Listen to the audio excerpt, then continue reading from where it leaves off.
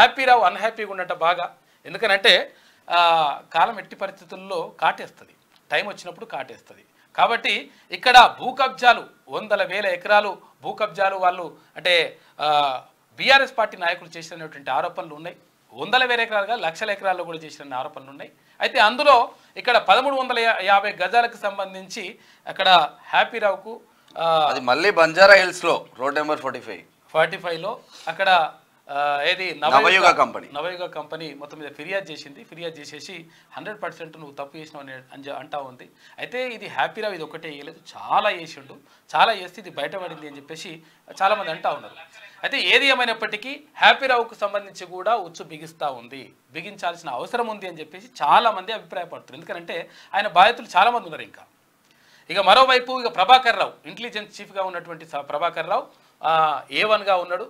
తర్వాత ఎవరు ప్రణీత్ రావు ఉన్నాడు కదా, అంతా రావు అంటే మొత్తం మీద ఏం రాకుంటే వేసారు. కానీ వాళ్ళు మాత్రం ఈ కథంతా వేసేసి ఇప్పుడున్నటువంటి ముఖ్యమంత్రి గతంలో అక్కడ కాంగ్రెస్ పార్టీ ప్రెసిడెంట్గా ఉన్నటువంటి రేవంత్ రెడ్డి ఫోన్తో పాటు ఆయన కుటుంబ సభ్యుల ఫోన్లు కూడా ట్యాపింగ్ చేసి తర్వాత అక్కడక్కడ వాళ్ళ ఇంటి చుట్టుపక్కలంది కూడా అవన్నీ ఏంటియో మీటర్లు పెట్టి రకరకాలుగా ఇబ్బంది పెట్టినటువంటి పరిస్థితి ఉన్నది. అవన్నీ కూడా బయటకు వస్తుంది. మళ్ళీ ఇవన్నీ ఏడా తెలుస్తాయో అని ఫోన్ ట్యాపింగ్ చేసిన హార్డ్ డిస్క్లు ఏకంగా న్యూస్ ఛానల్లో పెట్టిందంట. న్యూస్ ఛానల్ ఎండి శ్రవణ్ రావు.